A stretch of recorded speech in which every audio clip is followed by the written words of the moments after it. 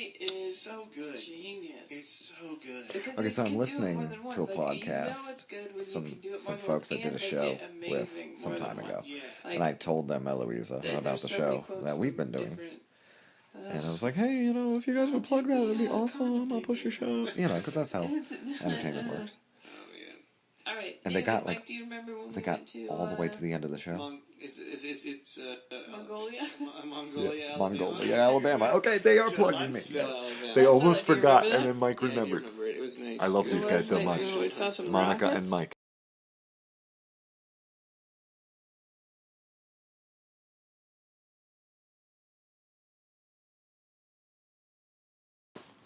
Oh, Eloisa, I should be sleeping. But I'm standing in front of this dogwood tree again, and I'm filming instead. Why is that? I should totally be sleeping. Instead, I have the cameras rolling because a wonderful man has arrived. A man that you should meet. A man I don't hang out with very much. Not in a while. It's been a minute. In that one episode of the web series, I told you that I would go from the one side of the park to the other side of the park when the cops would roust me. Yeah. On one of those nights, when I was in the other side of the park and I was trying to stay awake, a person visited me. It's the only stand-up comedian in Huntsville that visited me in the park on purpose. Him and his girlfriend, they came and visited me. On purpose. Like, they were like, let's go to Big Spring Park where we know that our homeless friend lives. Well, let's go visit him and visit with him. And they did. And it was on a night when I needed it. And it was this man here. And it was that man here. Dustin Warden. He's a good guy. We can't see our faces. Come around here. Are we gonna do it outside? No, we're going to probably go in the garage. Okay. Yeah, you can see your face here. See, this guy. Who was it that wrote all those jokes? The tight asshole jokes. Who wrote those? Because you keep telling me lots of people. It was a collaborative effort. See, that's the thing. People were collaborating on a whole series of tight asshole jokes, and they're very funny. They're very funny, but he's self-conscious about doing them because it was a collaboration. Yeah. And they're too easy to do. Dustin just got here. He's stripping for you already, Eloisa. It's okay. It's you can strip for my girlfriend. I don't know. I mean, I don't know if she's into that. Do you want to see Dustin strip? This isn't that kind of medium. She can't answer me right now. I'm filming, so we don't know. I'm glad you're here. Don't forget the cigarettes. Oh, hey, on that subject, can I bum one from you? Yeah, you can. I'm such a bum.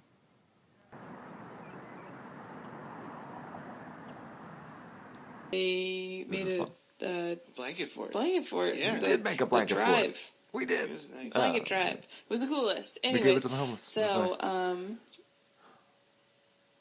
Our friend that's there, Joel Elliott, also a comedian. He's got some. Actually, he has a video from that night.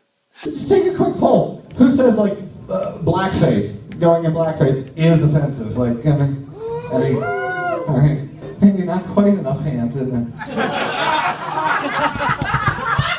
Okay. But my point is, I'm sorry, I'm just really distracted by my Twitter app. Okay, these comedians came in from Seattle, I did a little homework ahead of the show, and I was like, oh, check them out on Twitter and whatnot, and I followed the comedians, and Mike Coletta, very great, funny man, he followed me back, and Monica Nevi, very great, funny woman, she didn't follow me back, and I don't know, I just got self-conscious, it's just really distracting, and I'm sorry, what was I talking about? Blackface, right? Blackface. Yes. Okay. No, it's not a matter of it is or is not offensive. That's like walking into a conversation where from that night on YouTube, where he talks to me. He makes me follow him on Twitter while he's on stage. I did that. I guilt tripped her. I'm sorry. I keep checking Twitter and still nothing. We all hung out and we watched Fargo and we binge watched the first season of Last Man on Earth. I figured there'd be a follow back by now. I'm supposed to be doing comedy. I'm sorry, I got distracted. What were we talking about? Clean comedy.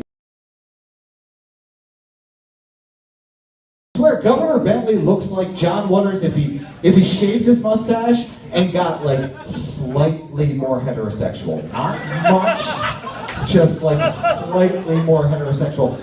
And I'm starting to believe, because John Waters is an artistic guy, I'm starting to believe that maybe John Waters has been doing an art project for the last, decade or so, and he is Governor Bentley and improved the system. I don't know. Oh gosh, I'm sorry, I got distracted. I got a notification on my phone. Guys, Monica Nevi followed me back on Twitter. I'm sorry, I was distracted the whole show.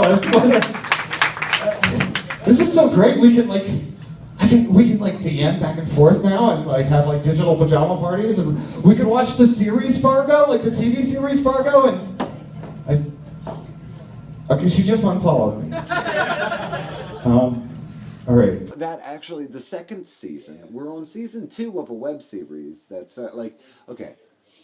I had a conversation with her on the morning of the Brussels attack because we had been talking for months, and I woke up and I saw distraught tweets from her about how, because Brussels is pretty close and she has friends in Brussels, and she was distraught, it was just more impact in her area of the world than ours, and so I see these distraught tweets and I see what happened and I start comforting her, and then I end up on Periscope and I'm talking with her about the Brussels attack, and that's in season 1, episode 1 of the web series. So the conversation we had, it was so poignant that I turned it into a show, and then episode 2 is me taking her on a date, and in real life.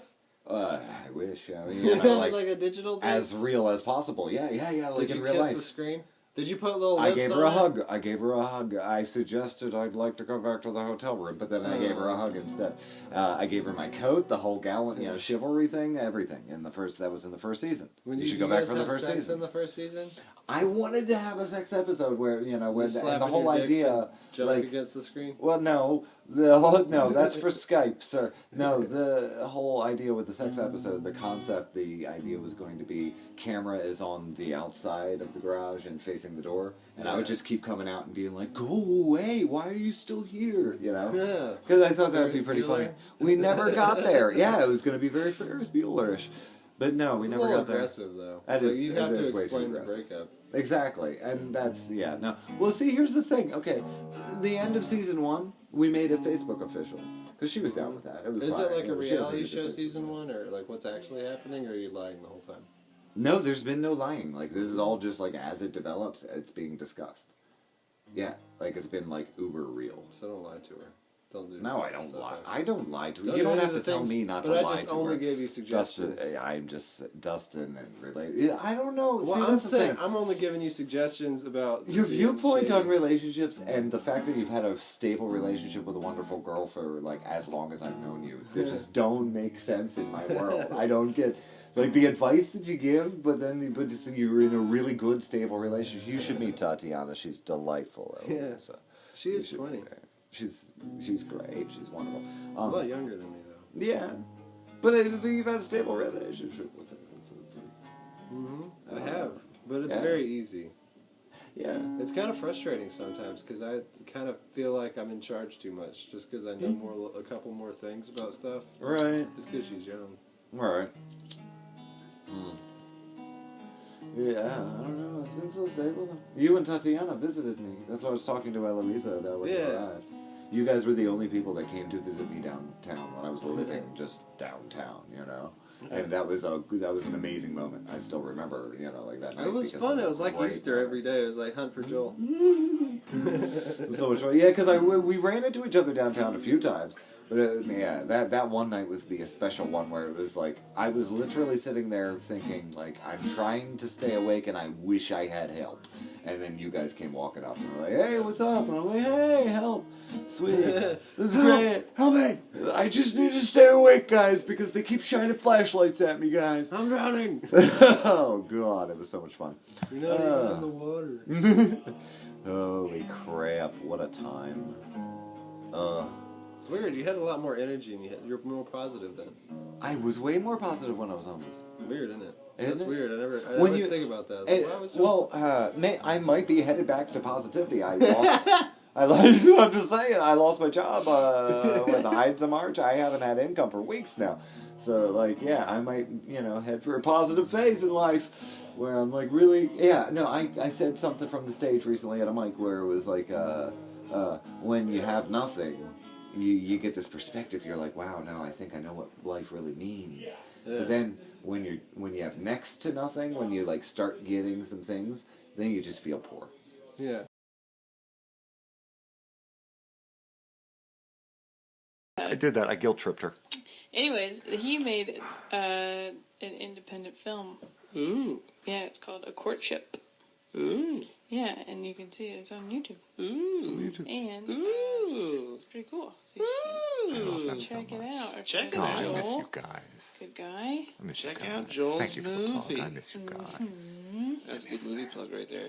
That's a good I movie think those are plug. pretty good. I think so too. Great. I think so too. You're great.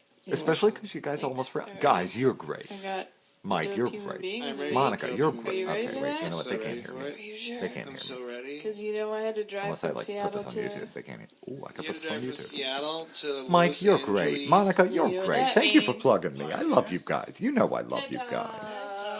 We should have hugs. I'm gonna finish listening to you guys and stop talking. That's what I'll do. Her name is Nancy Loveland. Oh, I love the name. Yeah. That's gotta feel good, because then we Like get to a better crackers, spot. just like Oreos. You have Oreos out of nowhere when you haven't had a lot of stuff or haven't been able to get stuff for yourself. You get Oreos and you're like, oh man, no, I remember now what was glorious about Oreos when I was like 5 years Yeah, old. because you couldn't go fucking to the store and buy Oreos. Right. It's like, because when you were 5, you were given them like they were magical things. And then when you're just completely, your life has gone sideways and you have nothing, and then Oreos just come into your possession out of nowhere, you get that sense like a 5-year-old, like some magical parent just handed me Oreos. Hooray. Oh, speaking of magical parents, you know how I have a relationship with Applebee's? You know, like I talk, oh man, okay. What do you have a relationship with Applebee's? I've been the to, business? Well, yeah, like I mess with him on Twitter. I've said stuff on stage. Dustin feel doesn't like- watch anything I do. I don't Anything get on the It's internet. okay. I'm definitely not on Facebook. I don't have a Totally, Twitter. yeah, no, he doesn't do any social, caveman. and I live on the internet, and so most of my life Dustin misses. It's weird because we're close, but he misses like a lot of the shenanigans. Yeah. He just knows there's shenanigans going on I out just there. want to talk to you about it. Yeah, it is true. We haven't talked enough lately. We should hang out more. I gotta make sure you're not lying. I gotta look at your face when you say it. Oh, well, God, my face makes all the expressions all the time, all at once. I mean, how can you tell anything from it? I don't know. Oh, Lord. I can tell when you get stressed, though. Yeah, it's been kind of rough. Yeah, I can tell when lately you're it's calm not and been good. not in stress. It's been not good lately. Yeah. I mean, When you first moved in with Patrick from being homeless for so long, you were very, very calm for a very long time. yeah, things got super calm. Yeah, I hermited for a while when I first got off this. Yeah, when I first got off the street, there was a transition period because that was the apartment. That was Tristan's apartment, living with Mariah. Oh, Yeah. So that was a special sort of, that's two crazies in the same spot. Mm-hmm. Oh yeah, you made Two of the spaghetti for a while. two cluster Bs. forgot you You know, lived there beware for a of cluster B. Mariah and I are both in that cluster, and she was the one I moved in with when I got off the street. Can you imagine how that went? Yeah, Oh, it was fun. Actually, it went domestic immediately. She was just like, "Okay, we're going to the grocery store," you know. Yeah. And I She doesn't know how to buy stuff, man. Yeah, no, I helped because I was the one that did the grocery stuff when in my marriage, you know. So, yeah, it was like, yeah, I met my wife when she was 19, and then I spent 10 years with her ish, and then she put me on the streets of Huntsville, Yeah. and then I move in with a 19-year-old that's like, let's go grocery shopping. It was a mind warp and a half, you know, going domestic immediately like that. It was Holy fun, I bet. crap! It was. Oh God, it was great. It was comfort, you know. And then, of course, Raya and I ended up being artistic partners and whatever. That got deep and weird and complicated. It was a lot of fun. I introduced you, Eloisa, to Mariah over Periscope recently. I'm sure you remember that. She's just a kid. She's got emotional problems. She's working things out. Yeah, she eventually got the BPD diagnosis, so that's good. You know, she's working with it. She's aware of it. You know, so like I certainly helped by talking about it incessantly every day. I'm sure I didn't. I hope I didn't influence the diagnosis, but I saw it. I recognize. We get the quickening when we're around each other. People Yeah. like me, you know. It's because it is like Highlander. It's like all the borderlines are trying to find each other, get into relationships, and destroy I each never other saw that. because there can be only one. Yeah, I never You saw know, that. oh man, it's the whole. It really fits. The metaphor of the Highlander fits the whole borderline thing. It's because we totally get the quickening. I Really?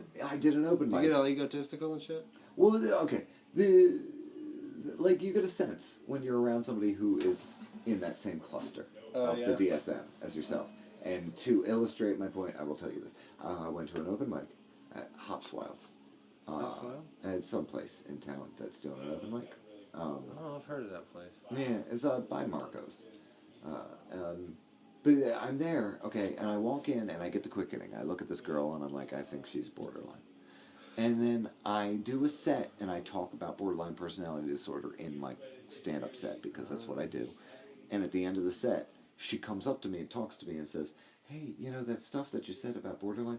I'm diagnosed with borderline. I was like, I shit. got straight up unsolicited confirmation. I think Joel's got a new that the girlfriend. quickening was Eloise. right. Eloise. No, that woman hasn't talked to me since that mic. You can see the footage. Don't make her jealous. I'm She's not one of trying. us I'm too. not. I know you're not trying. But this is Dustin Ward. I'm a dick. I'm sorry. He's the best kind of dick I'm because he just doesn't playing. really even. He's just playing, and he doesn't even know half the time when he's being a dick. Duel knows he's being a dick, and he just bees a dick. I've never seen him be That's a dick. not proper grammar. I don't have fun with He that. just goes ahead and does it. Oh, Dustin, you know the secret reason that I invited you here? Weed. Oh, well, yeah, of course that too, but can I bum another cigarette? I got one more. What? No. I didn't know. I'm not taking your last. I got a bunch of half cigarettes in the car. I can get to the gas station. I was gonna buy more anyway. All right. Maybe take a trip. I'm not worried about it. All right. All right. I just took... The man just gave me his last cigarette, Eloisa. Eloisa smokes. She loves... So she knows what I did for him. She knows... well, see, no, she needs to know what you did for me. Because my God, the amount of support this man gave me when I was on the street, absurd amount of support this man. He was very supportive emotionally, as well as not financially as much. well as other things. No,